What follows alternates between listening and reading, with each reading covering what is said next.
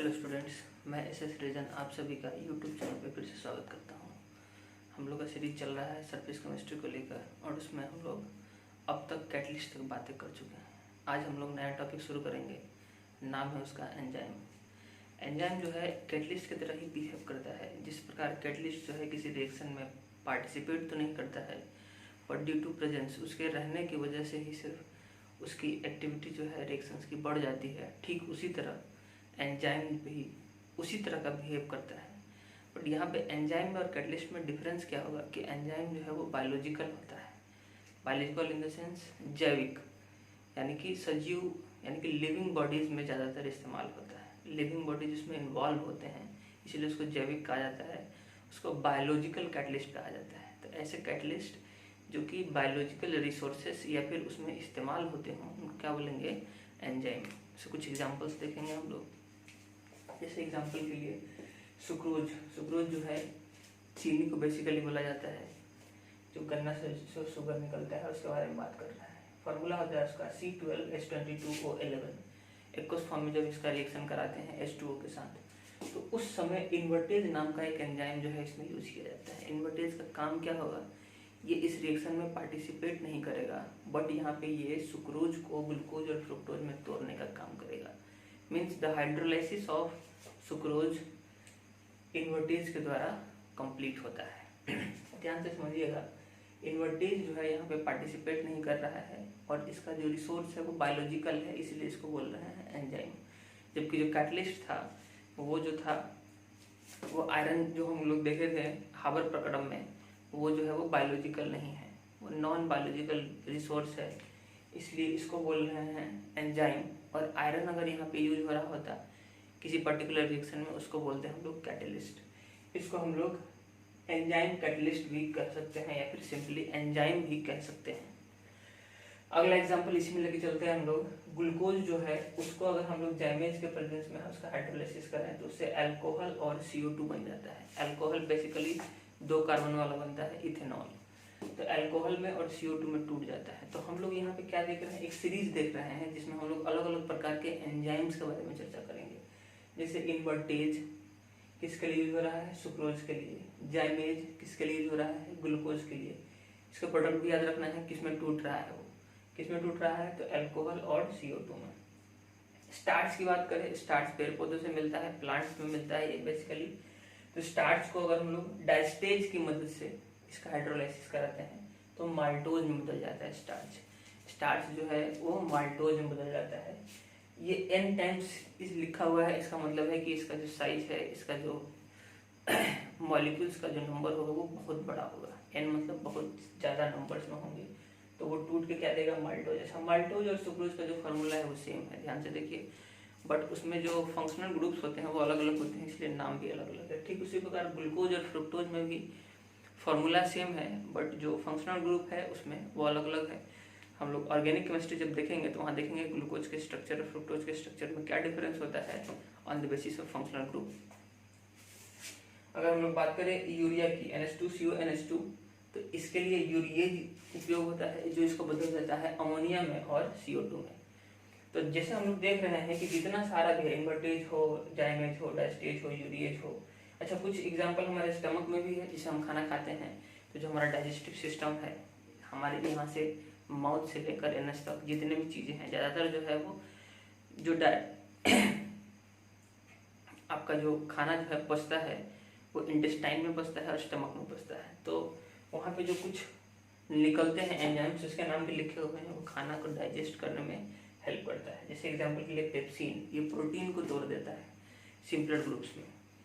Trypsin, ये भी एक तरह का ऐसा एंजाइम है जो प्रोटीन, अलग अलग प्रकार के प्रोटीन होते हैं, जैसे पनीर का प्रोटीन अलग होगा, दूध का प्रोटीन अलग होगा, मांस मछली का प्रोटीन अलग होगा, तो अलग अलग प्रोटीन्स पे ये वर्क करते हैं। लाइपेज, ये लाइपेज जो है वर्क करता है आपके वसा पे, फैट्स पे जो है, फैट्स पे ये तोड़ देता है सिंपलर। और ये जितने भी खाने की चीज़ें हैं ये 3 ही प्रकार से मिलते हैं, कार्बोहाइड्रेट, फैट और प्रोटीन। ये सबका बेसिकली टूट के बनता क्या है, सबसे स्मॉलर यूनिट ग्लूकोज, जो कि हमारे बॉडी के लिए यूज होता है।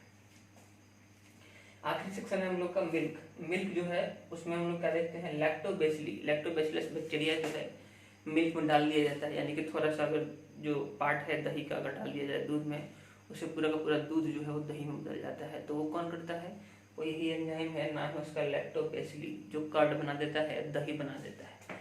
तो आपको इस सीरीज को याद रखना है जो कि आपको एंजाइम में काम आएगा। फिर हम लोग इसके बारे में बात करेंगे कि इसके कैरेक्टरिस्टिक्स क्या डिफ्रेंशिएशन है, कैरेक्टरिस्टिक्स किसको बोल रहे हैं। तो एंजाइम के कैरेक्टरिस्टिक्स की बात करें तो ये जो हाईली एफिशिएंट होता है, highly efficient in the sense कि इसकी हिंदी में अगर बोले तो इसकी दक्षता ज़्यादा होती है। एफिशिएंसी की हम लोग बात किए थे पिछले वीडियोस में। एफिशिएंसी का मतलब होता है कि कोई भी काम जो है वो कितनी अच्छे से हो रहा है। परसेंटेज वाइज अगर बात करें कि जितना हम इनपुट दे रहे हैं उतना ही हमको आउटपुट मिल रहा है, तो उसको बोलते हैं 100% एफिशिएंसी, 100% दक्षता, 100% दक्षता। लेकिन ऐसा होता नहीं है कभी भी। जितना इनपुट दिया जाता है उसका एक परसेंटेज निकल के आता है आउटपुट में। जैसे एग्जांपल के लिए मैं अभी एक वीडियो बना रहा हूँ पढ़ाने के लिए आपको, तो ये इनपुट दिया जा रहा है आपको पढ़ने के लिए। अब ये 100% इनपुट इसको अगर मान के चले तो इस जो वीडियो से कितने बच्चे कितना पढ़ाई कर रहे हैं, कितने स्टूडेंट्स को फायदा मिल रहा है, वो हमारा होगा आउटपुट। तो आप देख लीजिए कि आपका क्या आउटपुट निकल के आने वाला है, और वही आपका क्या हो जाएगा, एफिशिएंसी। तो एफिशिएंसी क्यों इसकी हाई है कि एक एक जो है इसका मॉलिक्यूल 10-10 हज़ार मॉलिक्यूल्स जो है रिएक्टेंट्स के अभिकारक के बदल लेता है प्रोडक्ट में। तो एक मॉलिक्यूल 10,000, तो बहुत हाईली एफिशिएंट होता है ये। दूसरा स्पेसिफिक इसका क्या है, नेचर स्पेसिफिक होता है। नेचर स्पेसिफिक का सेंस यहाँ समझते हैं। इन्वर्टेज जो है वो यहाँ यूज नहीं होगा, इन्वर्टेज जो है वो हमेशा इसी में यूज होगा, सुक्रोज के लिए ही यूज होगा। इसलिए बोल रहे हैं कि ये हाईली स्पेसिफिक होता है नेचर में, किसी एक पर्टिकुलर पे ही वर्क करेगा, दूसरे के लिए काम नहीं आएगा। जैमेज है तो एक ही चीज़ पे काम करेगा, सुक्रोज पे ही काम करेगा, सॉरी जैमेज जो है वो ग्लूकोज पे ही काम करेगा। वैसे ही इन्वर्टेज जो है वो सुक्रोज पे ही काम करेगा। अगर अगला बात करें हम लोग ऑप्टिमम टेम्परेचर, तो टेम्परेचर जो है किसी भी रिएक्शंस के लिए एक पर्टिकुलर चाहिए होता है, उसी टेम्परेचर पे तो वर्क करता है। तो उसी प्रकार हम लोग ये भी देख सकते हैं कि जो हमारा एंजाइम है वो भी एक पर्टिकुलर टेम्परेचर पे वर्क करता है, और वो टेम्परेचर जो है ऑप्टिमम टेम्परेचर होता है लगभग 20 से 25 डिग्री सेल्सियस। तो देखिए जब हमारा जो एनवायरमेंटल टेम्परेचर अगर 20 से 25 होता है तो हमारा खाना जो है जिसमें एंजाइम वर्क कर रहा है, पेप्सिन, ट्राइप्सिन, ये सब लाइपेज वगैरह, तो देखिए खाना आराम से पचता है। गर्मी के दिन में देखिए खाना नहीं पचता है आराम से। तो वजह यही होता है कि हाई टेम्परेचर पे जो एंजाइम्स वर्क कर रहे हैं वो अच्छे से नहीं कर पा रहे हैं, तो खाना का जो डाइजेशन है वो अच्छे से नहीं हो पाता है। पीएच की बात करें तो पीएच जो है एंजाइम्स के लिए एक स्पेसिफिक होता है जिसको ऑप्टिमम पीएच बोलते हैं, जिस पर अच्छे से वर्क करता है वो, और वो पीएच होता है लगभग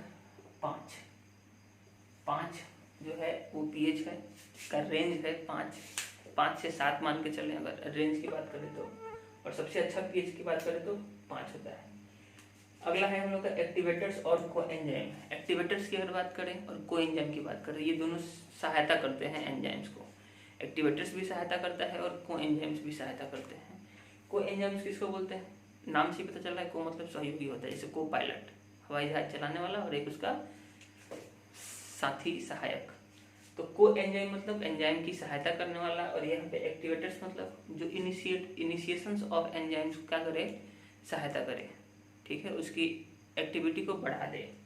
तो एक्टिवेटर्स में आते हैं आयन, जैसे सोडियम प्लस, Mn2+, आयरन, ठीक है, मैग्नीज, मैग्नीशियम, ये सब आयन्स हैं जो कि एक्टिवेटर्स की तरह यूज करते हैं अलग अलग प्रकार के एंजाइम्स के लिए। अगर कोई एंजाइम की बात करें तो वाइटामिन्स जो हैं, vitamin A, vitamin B, vitamin C, ये सब जो हैं वो यूज होते हैं आपके एज ए कोएंजाइम।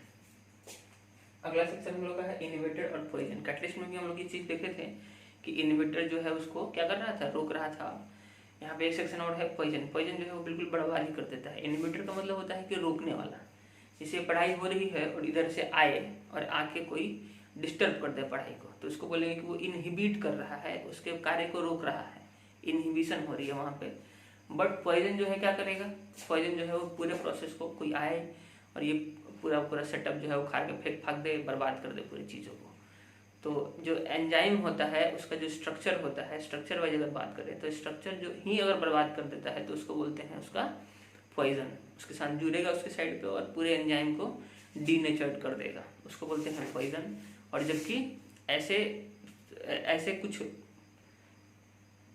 एंजाइम्स के साथ जुड़ने वाले कुछ चीज़ें जो कि उसके एक्टिविटी को कम कर देते हैं, उसको क्या बोलेंगे? इनहिबिटर।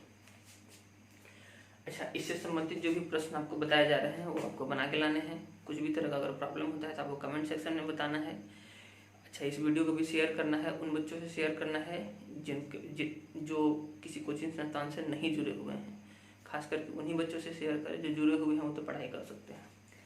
अच्छा, आपको कमेंट सेक्शन में बताना है आपको जो है पूरा जो पढ़ाई है उसमें क्या समझ में नहीं आया, या फिर अगर आया तो क्या आया, ये सब बताना है आपको। क्वेश्चंस जो है वो आप एक्सरसाइज के और इंडेक्स के बनाते चलिए, जो संबंधित टॉपिक है उससे। पिछले वीडियोज में जो चीज़ें पूछी गई हैं वो कमेंट में आपको बताना है, कमेंट पढ़ के उसके बाद ही उसका आंसर दिया जाएगा, किसी भी तरह का प्रॉब्लम होता है। अच्छा, अगर आपको PDF चाहिए इस चैप्टर से संबंधित तो अपना फ़ोन नंबर या फिर अपना मेल एड्रेस इसमें कमेंट में डालिए, जिससे आपको उसको मेल किया जा सके। पूरा का पूरा चैप्टर का PDF आपको भेज दिया जाएगा। ये सब चीज़ें बिल्कुल फ्री हैं। आप हमसे डायरेक्ट अगर ट्यूशन लेना चाहते हैं उसके लिए आपको मेल करना पड़ेगा। हमसे जुड़ने के लिए धन्यवाद।